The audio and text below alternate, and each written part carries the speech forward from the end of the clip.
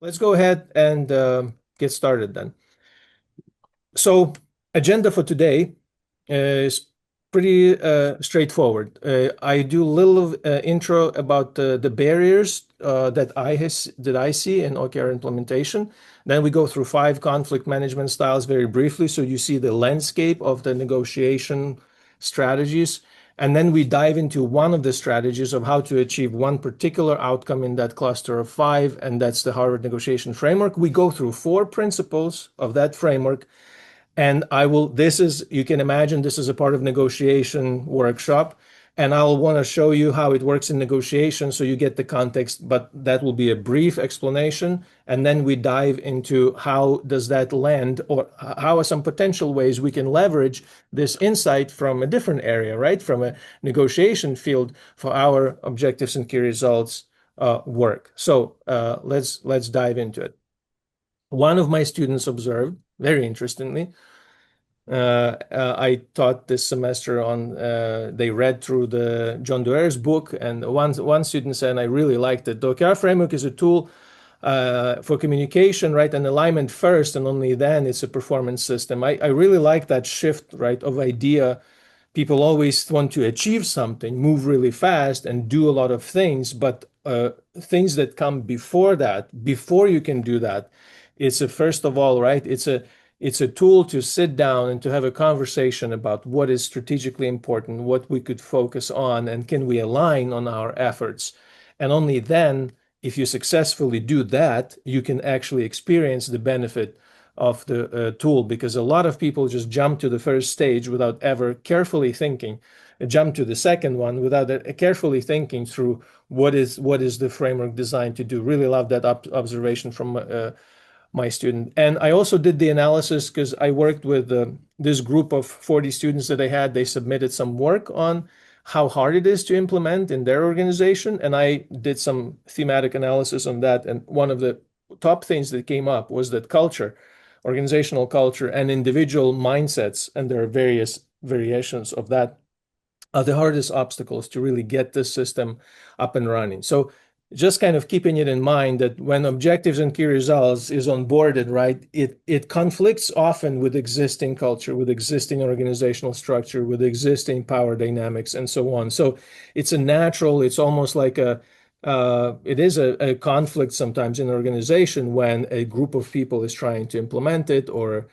trying to get it started, or trying to continue to implement it. So this is a very natural thing, because every organization prior to objectives and key results has its own systems, its own incentive structures, and so on. So this is kind of something to keep in mind. Another thing from my analysis that came up, what the barriers are to implement it. This was the first one, culture and mindset. Someone said our group there's no culture of safe failure. So how can you do OKRs if your company has no culture of safely failing, right? And you can imagine something like this can derail the whole effort. It's hard to convince people, oh, it's safe to not reach the goals. A lot of explanation takes a lot of effort. So these are just some of the right little bits of insight, what people mentioned when I little analysis on the barriers, right? Leadership and sponsorship gaps, capacity. There's no capacity to build it. Sometimes it's hard to measure data. Sometimes it's accountability. So in short, what I want to show here is just the level and the number of barriers is quite sizable. And hopefully today, through this framework, what we'll try to do is to say, here are the 4 principles of this framework. How can I use the principles to solve almost any problem, almost any barrier and that's the value in any field of having a principle, because a principle can be applied to a range of problematic situations. So if you wouldn't mind dropping it in the chat, you're trying to implement it, you might have done it for a year now, for more. What would be a barrier for you? What do you see still as a continued challenge, a continued barrier? You have it. Maybe you even have the OKR champions. You have some alignment across teams, but what is a continued issue for that? Existing bonus systems. Yeah, very often the same in my research comes up, that it's tied to performance, right? And we say, oh, OKRs should rarely be tied to performance, but then you have existing system that has incentives, that has bonuses, and how do you divide your time between this another layer of directions and priorities? Okay, thank you. Anything else? Market changes too quickly, OKRs become irrelevant. Came up multiple times in my research too. The people say, yeah, we cannot wait for half a year or a quarter even. I know it's not in every pocket of the economy, but sometimes, right, might be like that, right, where you um, the change is too fast. So you need to probably have a faster cycle than if you want to use OKRs, you need to have a shorter cycles there, right? Maybe one more.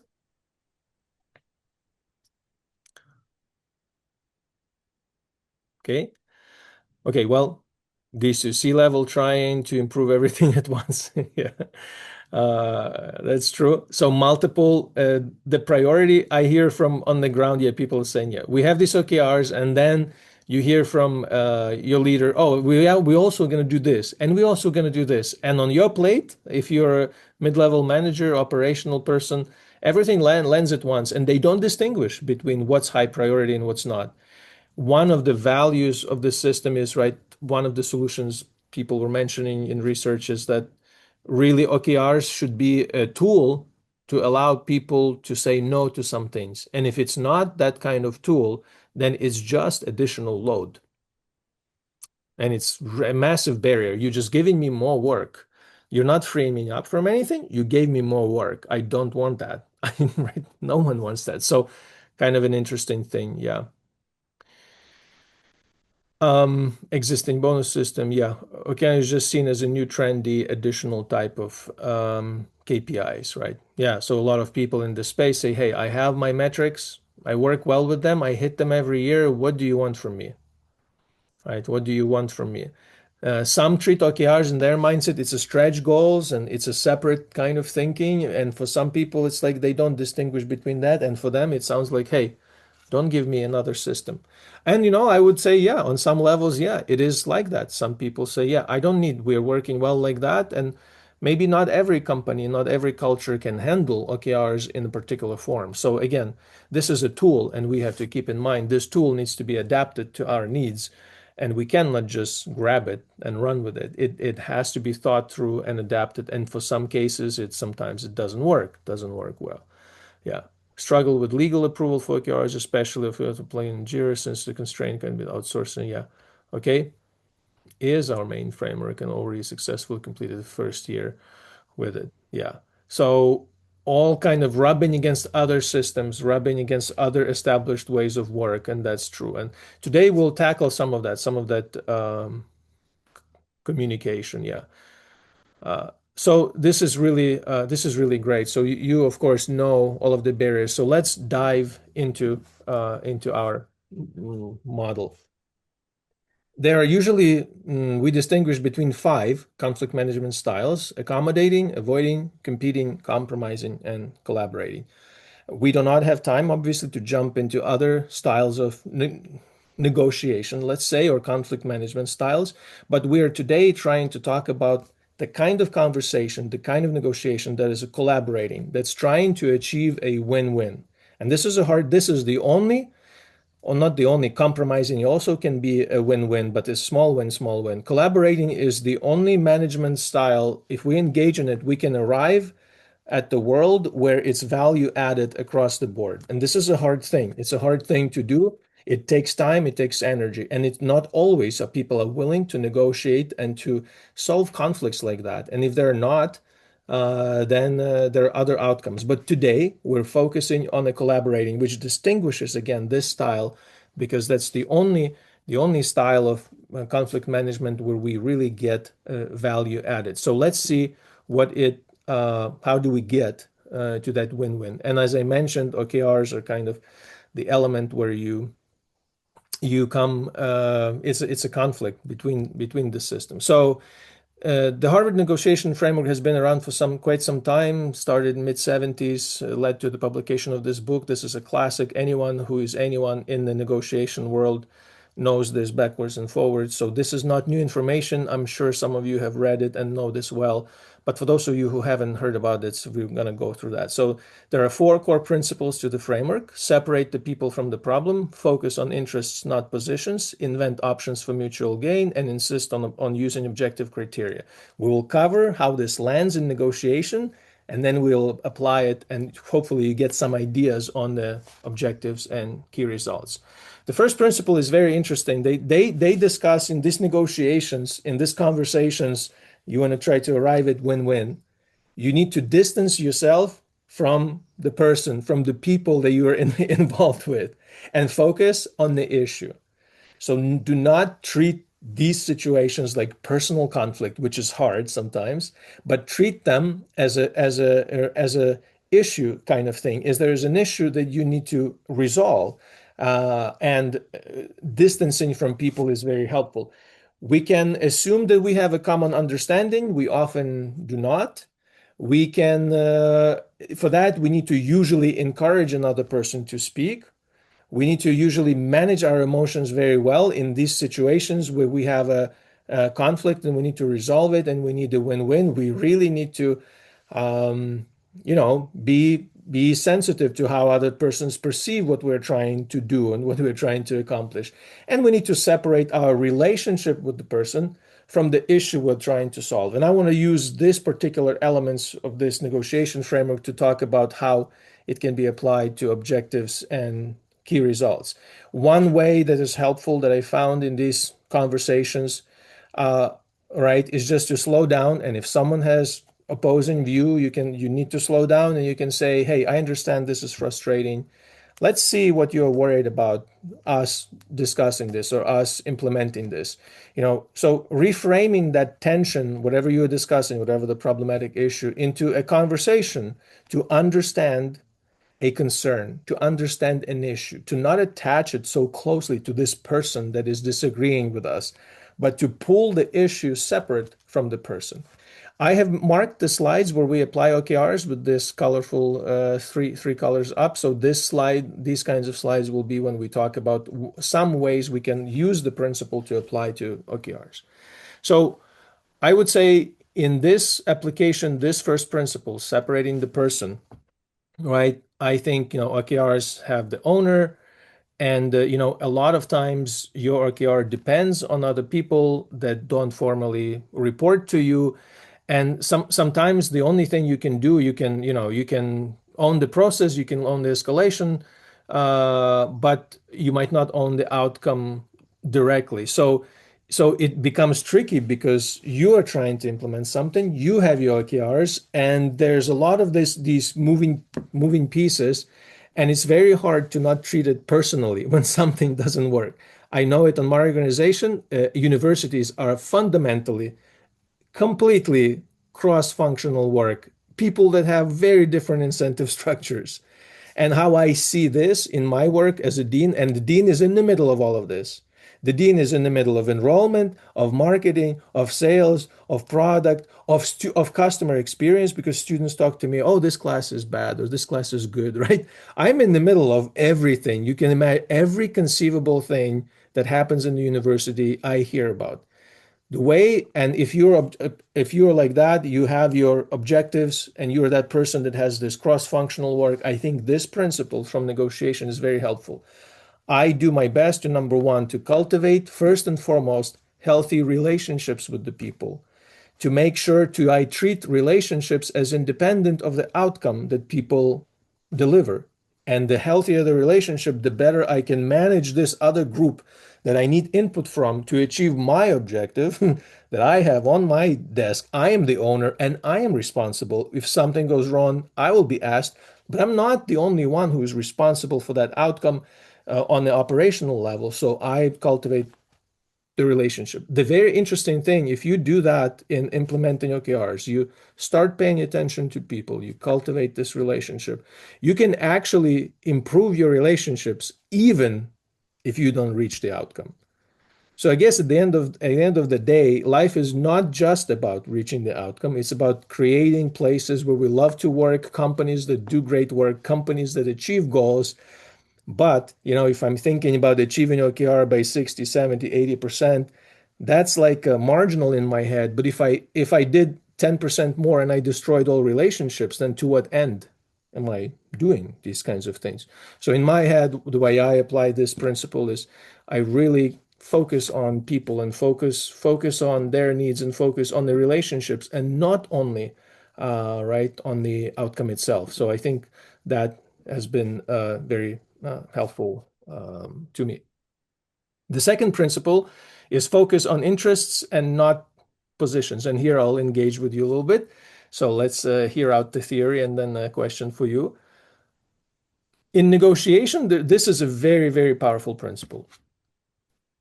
And in OKRs, when you start the conversation or you've been having it for a year, there's a big distinction between a position and an interest. You can engage with a person and you realize that on a positional level, you cannot agree. There's no way to find way forward. They want to do one thing, you want to do another, and it doesn't clash with the system. But on the level of interest, we can actually agree and agree quite nicely. And it's a certain mindset shift. We stop talking about I want this and I want that. But we start talking about I need this or I'm interested in this, I'm interested in that. These are the conversations of courage. These are conversations of self-awareness. This is something you and I need to work on. Pumpkin analogy is the classic one. Who has heard this pumpkin analogy? If you don't mind, you can unmute yourself. So who has heard of this in negotiation context? Maybe you know and you can share with us. 3 people in the field, we all found a pumpkin. And we say, I want it, right? I want it. It's my position. I want the pumpkin. And we can't resolve it because 3 of us in the field, we want it. Now we can fight over it or do some other things, but it's on the level of position, not resolvable. Has anyone heard the solution? If you want to, you can drop it in the chat or you can speak up. Anyone heard the solution to this problem? The pumpkin negotiation example. Oh, maybe no one has heard because in some workshops people jump up and they say, I know this. So and again, one more minute. Has anyone heard this solution? Okay. Looks like maybe not. So there is no solution on the level of the position, but there is a solution on the level of interest. And now it's not always possible, but sometimes it's possible. So imagine it works something like this. Right? You start talking and you realize someone is preparing for Halloween. They just need the shell of the pumpkin. Someone is preparing, wants to make a soup. They just need the meat of the pumpkin, the inside. And someone says, hey, I want to plant more pumpkins for the future. They just need seeds. I know this is a silly example, but sometimes this is how we talk. We talk on the level of I want, and you tell me, but I want this. And very often these positions don't match. And it's in OKR implementation, if we talk that language, I want this, you need to do this. It doesn't work. Oftentimes it's a mismatch. When you slow down, you understand the level of the interest, not just the position, but the interest and the need of the person. You can solve these things. And how this applies, it requires every party to be self-aware of what they want, right? And what they need from others, what they want themselves. So it's kind of it's a self-awareness exercise. And in OKR elements is just really sitting down and thinking, if I'm to meet my goals, if we implement this system, what do I need from other teams? Not what do I want? I want this system. I don't want OKRs, but it's a deeper question. What do I need, right? And that requires, I think this is negotiations insight. I think when I taught this class first, I think this was my deepest insight from this whole class when I taught it first, is that in order to really feel for another person and build a great relationship, you need to understand their interests. You need to understand their needs. And if you get to that level with any person, you can solve almost any problem. Now, sometimes their needs are so contradictory to yours that it's impossible to solve. But in many, many occasions, for normal people without any crazy ideas in their head, for normal people, they have normal needs that we can understand. and we can connect with, and we can find a system to work around. OKRs open up conversation. What's important for the company? Why are we trying to reach this? Whom are we trying to serve? How we can do it better? How we can operationalize some things? What goals? Can we have a framework that directs our strategic efforts? And this is a really understanding, right, the company, where we're headed. So this is a very useful conversation. When I was thinking about applying this to this particular group, right, I think this cross-functional work, right, all of the teams that are involved, and all of the issues that we face every day if we don't have objectives and key results framework. There's unclear ownership across units. Information is not shared well. The dependency, we're dependent on each other, but we don't coordinate that. We don't explicitly state those connections. We have competing priorities between business units. We have misaligned incentives, all sorts of things. On all of these levels, there are things we should discuss anyway, that I need this from you, you need this from me, and objectives and key results discussions should include that understanding that we're genuinely trying to coordinate a complex cross-functional work.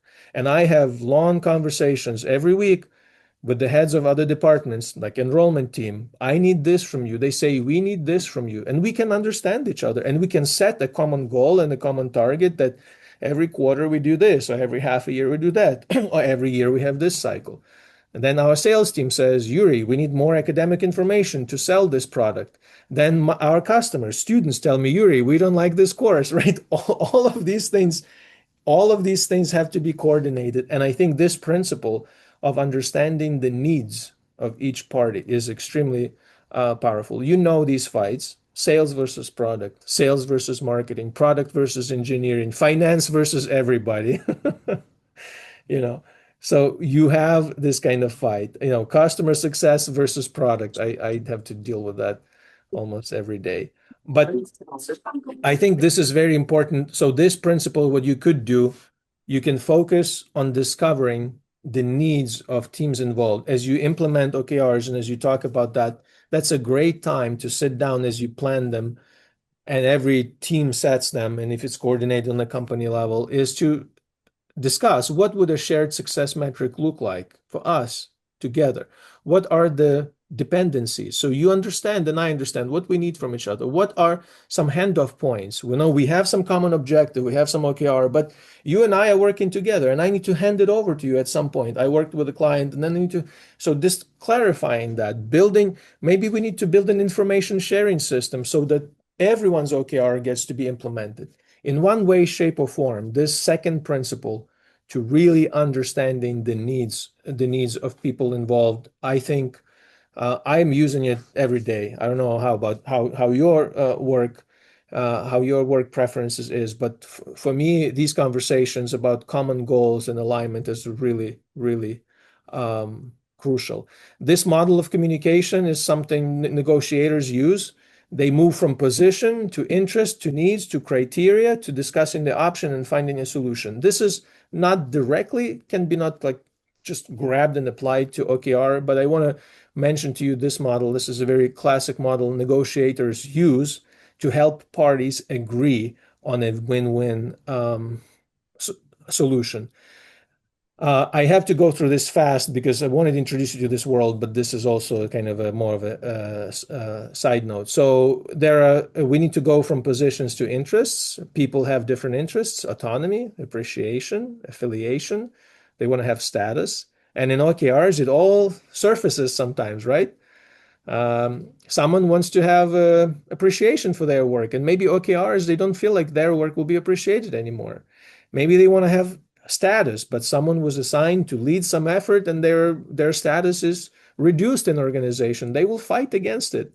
All of these interests will be surfaced in these conversations, and a good management team will be able to see it, identify it, work through it. But it's a challenging transition because it surfaces these different interests. But autonomy, if OKRs are designed well, you can leverage it to your good. There can be a lot of autonomy in organization once we have aligned on our needs, on our interests. There are also needs. When you talk OKRs, people might not feel secure, stable. They want to grow. They want to be fair. There's question of how resources in the company are divided. So these conversations that we have when we try to launch this kind of system, right, also highlight the needs of people and understanding the need.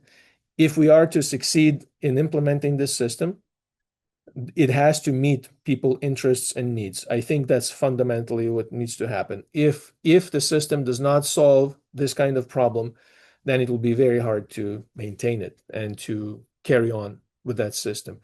Is there anything you want to highlight? Maybe something generated an interesting idea. Does anyone want to comment before we move forward? We're halfway through the workshop.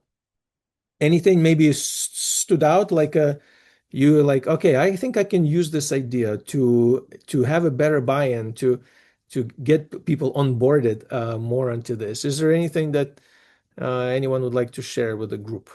Yeah, Yuri, maybe you can look into the chat. There is an interesting case shared by Renata about Okay, OKRs within the company and prioritizing sales-led growth for B2B companies. Maybe you can comment on this one. everyone is ready to build whatever is needed. Complete the deal. We got to So the treat. idea of OKRs is to start from defining an objective company wants to Yeah, achieve. However, in B2B and sales-led growth, everyone prioritizes sales. And if there is a huge deal on the line, nobody cares about OKRs. Everyone is ready to build whatever is needed to complete the deal. So we get a feature request that can be called initiative, yeah, meaning yeah, that yeah, we have an initiative first, and then we try to invent an objective that would take this initiative into the account. So fast-paced businesses works the other way around, and OKRs framework becomes just technicality because everyone says companies should use OKRs. yeah, So this is a pretty common challenge. Maybe you can address it. yeah. I mean, as an academic as well, and also having seen, enough business experience, not every tool works for every situation. It might be the case that if you look at it objectively, that the pace of work, and if the team is focused, the team can be unified by other forces than objectives and key results framework.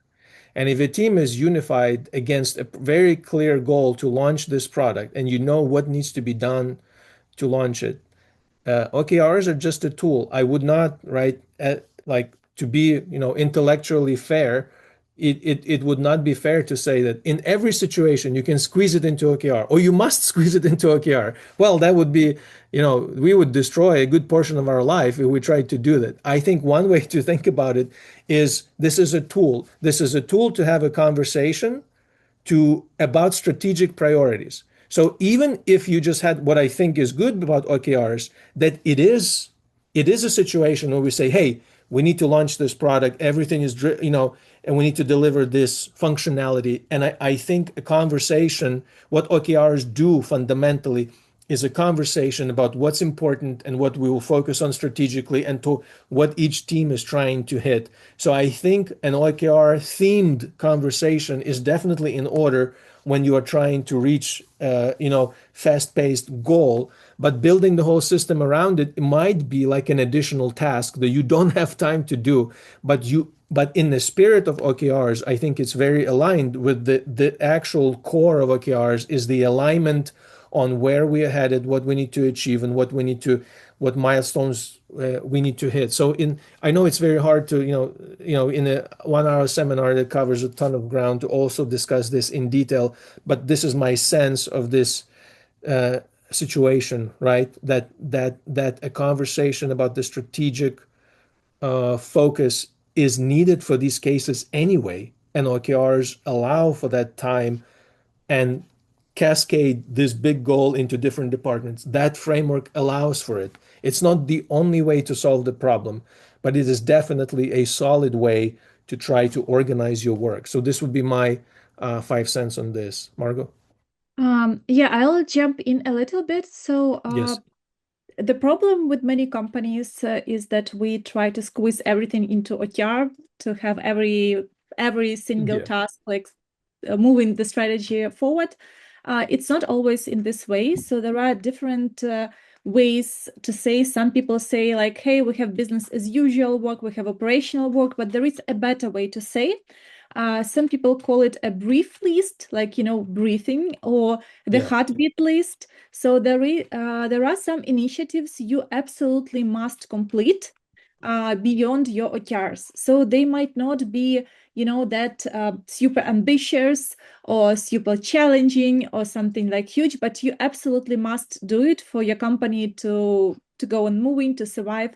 And it may be the case, like, for example, with the customer you're mentioning, if it's a huge enterprise customer that can like double your company revenue, it can be the case that it's just part of the work that needs to be done. And while planning, it's important to accommodate what do you plan for your OKRs, what percentage of time, and what do you plan for the other type of work, which is also needed to be done. So that is also very important. And I guess it's also time horizon. So it looks like in this case, if it's a high priority task, you don't have time for a yearly cycle. Sometimes the team needs to make a 1 month push. It's a code red situation, right?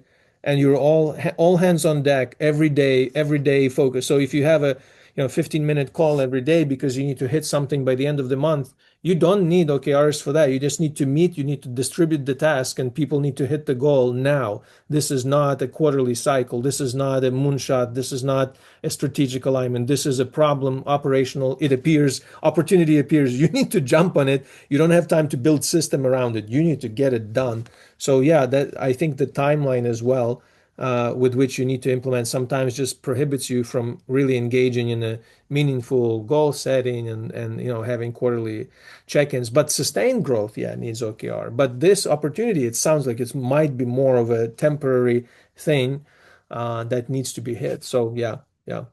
I hope this gives you some other ideas or other perspectives on this, since we don't know the specifics of the case, right? This would take some time to dive into. So this is something you can try in the future, not for today's slide. You can meet with someone and discuss the issue and the problem, and then go deeper, try to understand what is the interest at stake, what is the need that is at stake, and what is the criteria that you have to meet to solve the problem. This is a very interesting exercise. If you and for OKRs, you can also do that. You can discuss, you can present the system, and then have a series of these conversations to see how do people react, what interests would this system solve for them, what needs do they have that they surface, they feel like it'll be infringed upon, their own needs, their own interests. And I think a lot of great things would surface there. In my world, when someone was trying to really work with the OKR model, I told them, in our team in academia, usually a lot of autonomous, independent people. We know what we need to do. We don't need too often to check in. Once a quarter, we can report on some things, and I don't really need an additional system to keep track of it. I know what I need to get done. It's on my list. It's getting done every day. So sometimes the level of autonomy and the level of interest and need in some environments, OKRs simply would not survive because of the different other systems that handle the same problem very well, or people with a high degree of autonomy and conscientiousness, alignment with the company, that they know what needs to get done and things are getting done.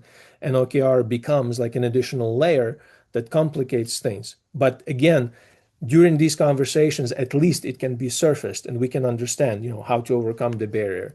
But I think these conversations are very useful. Criteria number 3. Inventing options that work for everyone. So this is kind of adapting OKR in the format that would work for your company. I think if people talk about positions, you see it marked in yellow. They talk about, I want this, I want that, then they find the solution and they compromise. And usually it's a zero-sum game. So if we speed up the OKR implementation, we don't have a proper conversation, we don't understand the needs of people, we will come up with a solution, it will be a compromise, and it's a zero-sum game. If we slow down, understand the interest, we say, okay, how do we mold this system into what we need? What are the options of implementing OKR? Can we do a small pilot here? Can we try it with this group? Can we scale it later? Can we have different cadence? Can we have bigger number of goals. I don't know. Of course, there are all of these principles in the framework, but there are options how to implement it. If we sit down, we discuss, we understand, we consciously choose an option, it can be a win-win for the company and its value creation. That's what negotiation achieves. It's slowing down to create options that did not exist before so that everyone wins. And I think that is the you know the mark of a great negotiator that comes into a conflict situation and does something like this, brings two parties and finds a win-win. OKR implementation has some of the similar feeling when someone takes time to implement the system in the way, in the format that is a win-win for the company. You might created a better flow of information. You might have created better accountability system where everyone in the company, the culture moves to accountability. This is a great achievement, but man, it takes effort. When I teach this in the people say this takes work. they're like, they want to go back. I want to go back here. They want to do something like this. They want to say this competing, yeah, win lose. The boss says, we're going to do it and we're going to do it and I'm going to push it through. And we know this is a major flaw sometimes, right? It's imposed from the top. It doesn't work like that. Everyone loses, one person wins, and it's a competing form of enforcing or managing conflict. The whole thing just falls apart sooner or later. Falls apart because that's not a win-win. That's not a sustainable solution. It can be avoiding sometimes, styles. There's all sorts of different styles to do this, but this will not, this will really not work. So I think when I thought of applying this principle, right? So again, going back so we don't forget, finding options for mutual gain. I think at least 3 layers of company are involved in finding something that works, and they have to be involved. Otherwise, again, I think it doesn't work well. Level 1 is executives, or you can think of them as OKR sponsors. For them, the interest could be, here's how I see the overlap, right? This is one of the options to think about overlap. They're getting a strategy instrument, right? They're building a system where they get to set strategic long-term goals against which everyone pushes to grow the company, to grow the business. What do middle managers get? If negotiation goes well and we discuss, middle manager realizes, I have these 3 objectives and I have the right to say no to other things that land on my plate from leadership, including, right? This can be, I would be, yes, I would love this system if you stop bombarding me with other requests on my desk every time after we agree that my objectives are these 3 or these 5 or whatever. What would individual contributors like? They would love the clarity. They have a clear goal. You cascade those objectives. It lands on someone's desk. They understand I have 5 things to do. And that's how I work with my people, even without the objectives, key results. Like my assistant knows exactly what the 5 areas are, what they're working on. There might be plus minus 1, but usually it's very clear. People need to know, what does success look like? What am I advancing? And OKRs are a great way to do it, to define success. When people understand this like that, the conversation happened, right? Again, going back to the principle, we need to invent an option. We need to find an overlap that works, that is a win-win solution. And if these conversations happen and these people understand, okay, our interests overlap here. This system has something I really like.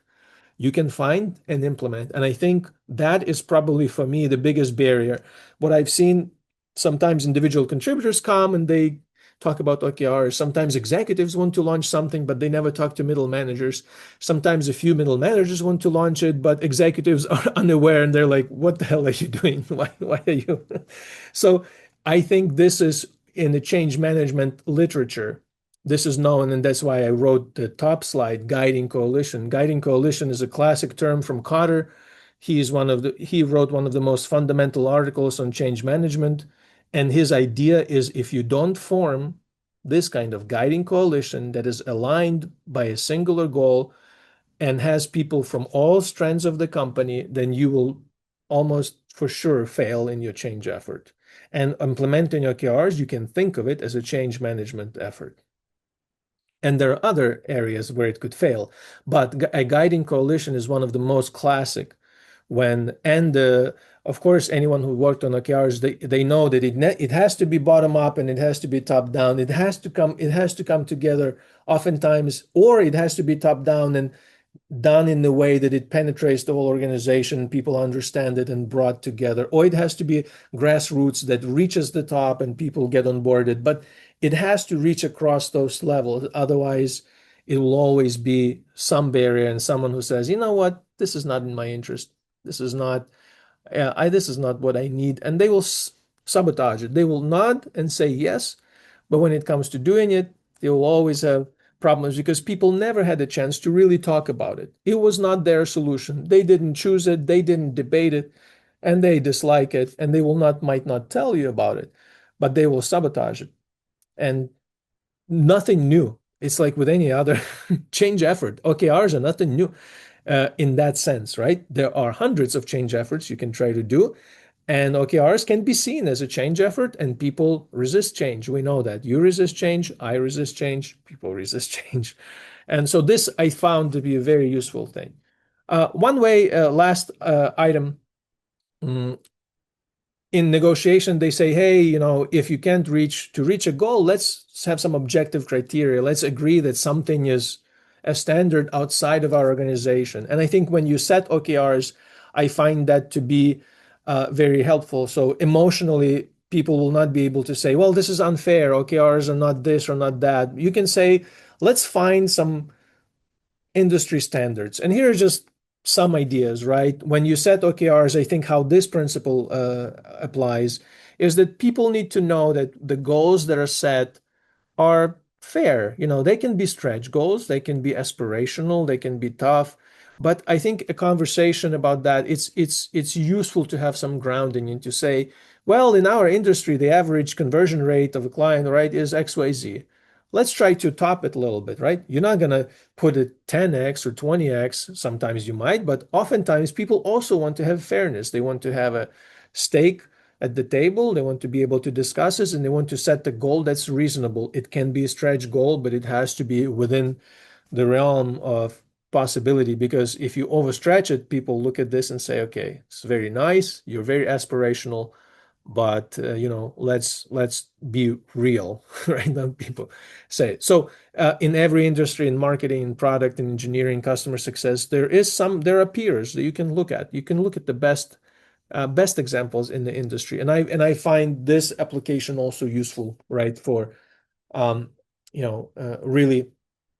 really creating buy-in when everyone knows that we set these goals based on real benchmarking. I think the sequencing is important here, right? In this talking about OKRs, you can say, hey, let's think what sources we can use that are external, right? You can agree on the sources without even knowing the benchmarks. And you can pull those benchmarks against the peers.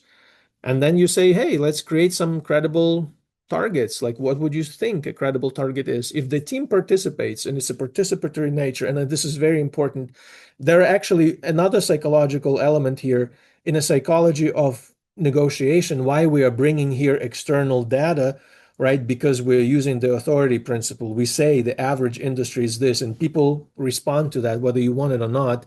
We understand that there's some reality embedded in it if the industry average is XYZ, and that we leverage that principle, that number comes in, and then we have a participatory nature to create our target.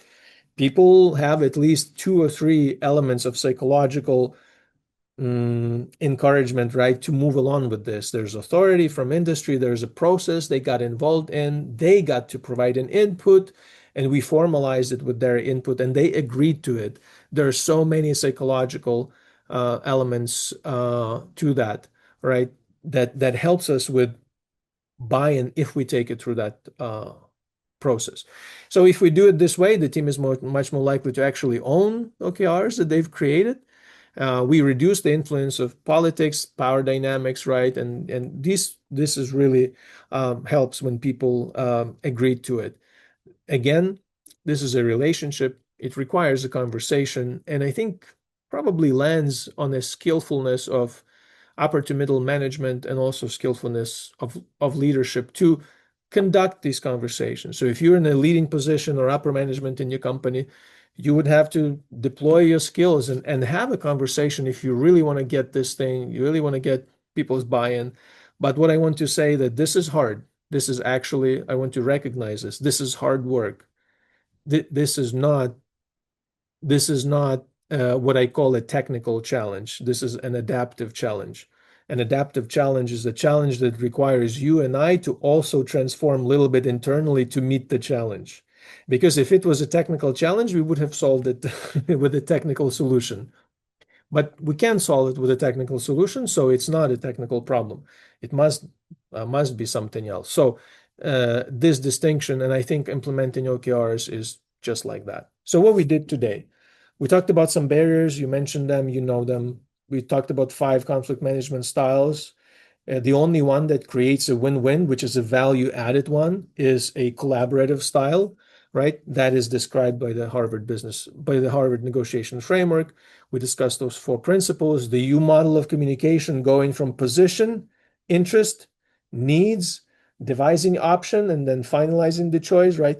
That U communication is a very probably helpful process as you try to implement. And we discussed different OKR implementation, ideas of what you could do, how you could apply this principle. I think the value of the principles cannot be overstated. Once you deeply thought through them, it will naturally come out. You will naturally use them to do whatever you need to do, including to increase buy-in from the framework. So I think one thing that I can leave you with, I think what I've noticed in our company, people need time. People need time to process things. People need multiple reminders. People need multiple meetings to understand what we're doing, why we're doing, how it will benefit them, and how they can be a part of it, and how their life can be made easier. And if these things take time, energy, explanation, and if you're OKR champion in your company, it will take some gentle conversations and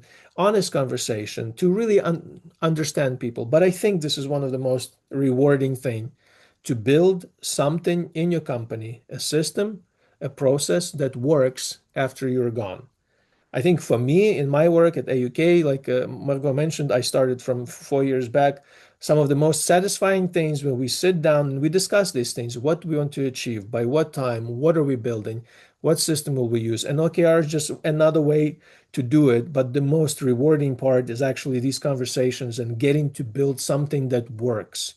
For me, I am people oriented, but I'm also process oriented. So for me, I found this to be one of the most rewarding things, to build something that works and that works well and it works without me. And I think this motivates me to always look for other frameworks and things. And we're doing a little bit of OKRs in our company, but education is usually not not the most fertile ground for OKR adoption, but we're doing a little bit on that. Yeah, I just want to encourage you that hopefully today's seminar gave you some ideas on what you could do to make your company better and how you can adapt and tweak the system a little bit. And yeah, if you're interested, I teach on other areas. My primary area of expertise, I teach on personal and professional development, time management, emotional intelligence, change management, and systems thinking. So I have some other workshops. I don't have a full list, something on the website, on our AUK website. You can take a look. There's like 3 workshops I teach, but I have others. So if you're ever interested in that, you can find me on LinkedIn and connect. I would love to see if I can help you or your company. I'm building that business, I've done this work for a long time. This year I'm scaling it a little bit. So yeah, if you're ever interested, would love to chat with you and add value to you, see if we can collaborate. But for today, that is it. We still have some time. I wanted to leave time to chat with you. Maybe you have a question. Maybe something is, maybe you have a question about the framework or tangential question. I always love to leave some time to engage with the group. Yuri, we're having a couple of questions in the chat. So the first question is about OKRs and SMART goals. So are OKRs like SMART goals, specific, measurable, achievable, result-oriented, time-bounded, or there are some differences, like from your experience? I think for me OKR I mean many people different sort of perceptions of this. From what I read and understand and how I saw it implemented and how we try to do in our company, OKR is a stretch goal in my head. So a SMART goal is very like a goal, right? It's like it's achievable. And this OKR by definition it's a stretch goal. So it's something that you're trying to reach for, and you're okay hitting 70% of that. So I think in my head, this is the fundamental difference. When you set an OKR, I think some of the best OKRs are stretch goals. And in a regular goal setting, you just want to meet that 100%. If you say, we're going to get this done, then this gets done. This is not 70% and not 60 and not 85. It's done. So I distinguish in my head when I set a goal and I say the deadline is this Sunday, it's getting done. Not 70%, not 80, it's getting done. But OKR is like, hey, we have a quarter and here's a stretch goal. And it's okay if we hit 70%. This is in my head how I distinguish between what an OKR does. And by the way, this is a distinguishing in my head why KPIs are different. KPIs, you need to hit them. Like I want to have, I don't know, 80% retention of my students in my program. I have to hit this. This is not, oh, you can hit it 50%. I cannot hit it 50%. I need it. I mean, this is not some sort of, or I say, student evaluation of courses, the quality of education. I want it to have 4.5 and higher. I don't want to meet it 80%. I don't need it 4.2. I need 4.5. Okay. So that's my KPI. And OKR is a different beast for me. That's more of a strategic long-term stretch, which generates different ideas in your brain. Because it's one thing to hit a KPI, it's another thing to hit a stretch goal. So in my head, that's how they're different. Hopefully yeah, Uh, that adds. Thank you. Thank you so much. Three more questions. So, have you got any data available regarding the performances of companies before and after OKR framework implementation? Uh, Unfortunately, no, no. So I don't have. Probably Oboard can provide you with that, right? Margot, I collect on individual data on students, how they work in the companies, but I didn't ask any quantitative metrics of the performance. It was all qualitative research. I know I mentioned I did research, so it was all qualitative, unfortunately, for this question. But Margot, yeah, I think you should guys have something, right? Some customer feedback. yeah, so generally, customers are not willing to share like exact specific numbers, but like every single company Hmm. are talking Okay. about better team alignment, like finally understanding what matters and focus and moving it together. If we're talking about something measurable, it often comes to time. So before setting these objectives, it was like a lot of people running into different directions, and it Yeah. took a lot of time to align. So I would say if you want to measure, you can measure within the time. That would be the most common one. Another question, in average, how much time does it take to make buy-in for OKRs in the company for new organizations that haven't been working with them I before? mean, so I'll answer this as in very general because again, I'm not in this space that I don't help companies to implement OKRs. So just want to be very straightforward. As you know, we're using even the title of this workshop, right? More from negotiations. But what I see in the change management, which is very helpful field. Yeah, you're thinking in the span of 1, 2, 3 years. This is not this is not a, oh, we're gonna do in 3 months and the whole this system will be. I think depending on the size of the organization, it's really a layered work. And I would say if someone signs up for something like this, it will take multiple years to get probably if your goal is ambitious, it will take multiple years to get there. It's kind of like yeah. So I think if it's a smaller group and the communication is straightforward and the culture fits, you can probably pull it off, something like that in like 6 months.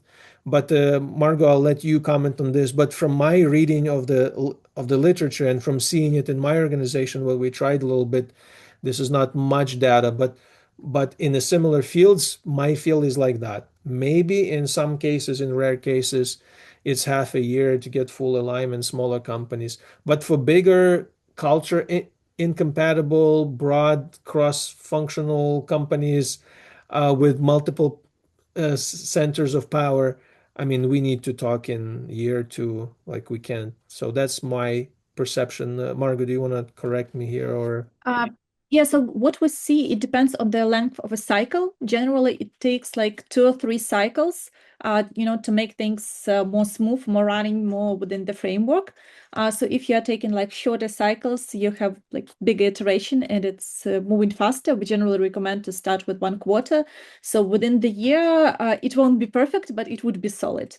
Yeah, If we are taking like longer cycles, it would be harder. would be harder. Yuri, we have 1 minute left. Can we stay a little bit longer to handle the last Yeah, question? I can stay. And I also want to mention like it's a lot of things in life are natural things.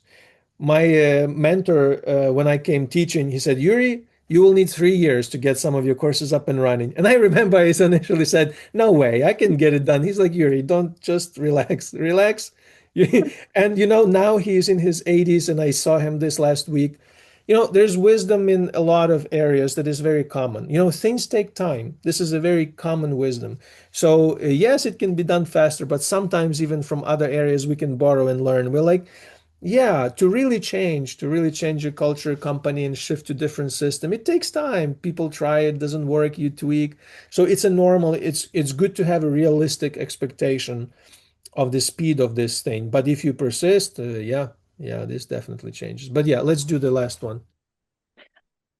Okay, the last question. From your experience, what are the most common reasons OKR implementation doesn't work in organizations? Yeah. Thinking about common traps to avoid. Yeah, I mean, as an economist, I can say from my research and my thinking about this, and again, this is just mine. mm, in economics, the most common assumption and the core assumption of all economics is self-interest. People are self-interested. So, if you have an organization with hundreds of people, all of them are self-interest, and everyone has their own incentive structure, and you're trying to onboard everyone onto one thing, I think this is the most challenging thing, that people need to see that there's something in this system for them, and the benefit outweighs the cost. Like an economist, I'll answer to you. The benefit outweighs the cost. My major concern when in our at AUK we were trying to implement it, I told the person who was pushing for it that in this particular area of the university, I cannot do it because I have a ton of independent faculty members and they don't work like that. They're very autonomous, and I cannot, this just doesn't work like that anywhere in the world. I haven't seen that work anywhere in the world. And I tell them, for their incentive structure, for their cost benefit trade-off, it will simply not work. And I think for similar reason, when people think about cost and benefit, because every new system, every new piece of information, it's cost, it's energy, it's time. And people are weighing it like, well, okay, what am I getting out of this? So I think the most common barrier is the clarity of explanation, that people understand that what we're building has more benefit for them than it's a cost and energy to try to switch to another system. So I think the biggest barrier is kind of, yeah, this barrier that it actually has to be a value creating thing. People have to see this as something that will make their life easier, that will help them achieve more, that will benefit them personally. And if they don't see that, they will agree with you and smile, and then they will sabotage it because it simply doesn't work for them. They are ahead of another department and someone is pushing it. They have enough power, they have enough autonomy there, they have their own system, they have their status, they have their prestige. They look at this and they say, why would I spend $1 worth of energy for 50 cents worth of return? And their answer is no, I'm not going to do this. So I think the main barrier is that, and it's a normal thing, and it should be like that. The world should be like that. People shouldn't do something that benefits them 50 cents and they spend $1 on doing it. All right. So I think that's, people always do this calculation in their head. And in a company that's diversified with multiple powers of center of powers, I think in my head, this is, everyone has their own calculations about benefits and cost. And unless they see it clearly that this benefits them, they're not going to do it. And they will use everything they can to resist that change. They will sabotage you actively to make sure it doesn't happen. Because for them, it's more cost than benefit. Why would they? And why should they? And why should you or me? Right? So I think if the system has value, We bring it to the team and they see it. And if it has it, so it's one thing, it has it and they don't see it, then you need to communicate it. But if it doesn't have the value, then however you spin it, people will not, sooner or later, they'll discover this is not value creating for us. This is not value adding. Why would I do something like that? So as an economist, that would be the answer. People do what they're interested in. They follow their self-interest, whether we like it or not, but that's how we behave. That's how you behave. That's how I behave. You came today to this workshop because somehow you thought it's more valuable than to not do anything. It's valuable for you to spend this hour this way and not that way. We tried to convince you to come, right? But you made a decision. And many of people signed up and never came because there's something more valuable in their life, right? And that's good. And they say, I'll watch the recording. And someone looked and scrolled through it and say, I don't like it. This doesn't benefit my life. I'm not showing up. And that's normal. That's how the world works. So yeah. Sorry, very long, too long of You know, it was a great speech to wrap up the whole session. wrap up Thank the you whole so thing. much. Self-interest. Very Thank you, fitting for in the everyone coming. We've sent links in the chat to our event subscriptions, to Yuriy profile, to our Oboard demo link. We will also follow up and send all this to the email. So we're wrapping up the call, and thank you very much for coming. And we'll see you at the next upcoming events. Thank you. Thank you, everyone. Have a wonderful evening, safe evening, and wishing you all the best. Margot, thank you so much. Bye-bye. Thank you very much. Goodbye.